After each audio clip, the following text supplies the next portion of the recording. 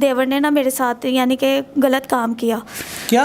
हाँ जी, गलत काम किया। तो उसके बाद ना मेरे वो निकल के गया तो मेरा जेठ बोल के कहता अब मेरी बारी है।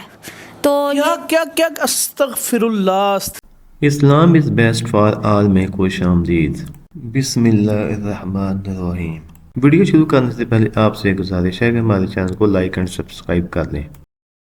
इस बच्ची के साथ इतनी ज़्यादा ज़्यादती की जाती है घर के अंदर कि वालिदैन देखें बच्चियों की शादियां करते हैं, उनको ब्याह कर देते हैं ताकि उनकी ज़िंदगी पुरसकून रह जाए। लेकिन ऐसा इस मुआशरे के अंदर होता है कि शादी के बाद उस घर के अंदर जहाँ वो जाती है उसके घर वाले उसका सुकून बर्बाद कर देते हैं।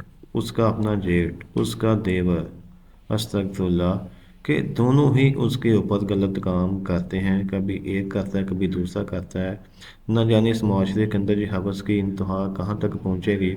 क्यों लोगों की हवस पूरी नहीं होती, क्यों लोग दरिंदे बन चुके हैं, लोगों की बेटियों का ख्याल नहीं करते, उनकी इज्जतों का ख्याल नहीं करते और ऐसे ऐसे काम निकल आते हैं। अब इसका शोहर वो पता नहीं किस हाल में, उसको क्यों नहीं बताती, उसका क्या मसला है वो क्यों नहीं सामने आता, वो आकर क्यों नहीं रोकता। उनको भी रोकना चाहिए यार कि ये घर के अंदर ऐसे मामलात होते हैं तो घरों के अंदर अपने अपनी बीवियों से ऐसा सलूक करें कि हर चीज़ आपको बताएं, उनको इतना डरा धमका कर न रखें कि कल वो आपको कुछ बताए ही ना। तो फिर यही वाली सिचुएशन होगी कि आपकी बीवी का इस्तेमाल गलत तरीके से दूसरे करते रहेंगे, आपको कानों कान खबर तक नहीं होगी। इसलिए इस तवज्जो को लाजमी समझे, अपनी बीवियों पर लाजमी तवज्जो दें, उनको मरकूज़ करें, उनके ऊपर तवज्जो और उनसे हर चीज़ पूछा करें कि उनके साथ कोई गलत तो नहीं हो रहा। उनको इतनी प्रोटेक्शन दें कि वो आपके ऊपर एतबार करें और आपको हर चीज़ को खुल कर बताएँ। तो ऐसे ही बचा जा सकता है, वरना जहाँ पे ज़िंदगी की इंतहा है कि आप बच नहीं सकते।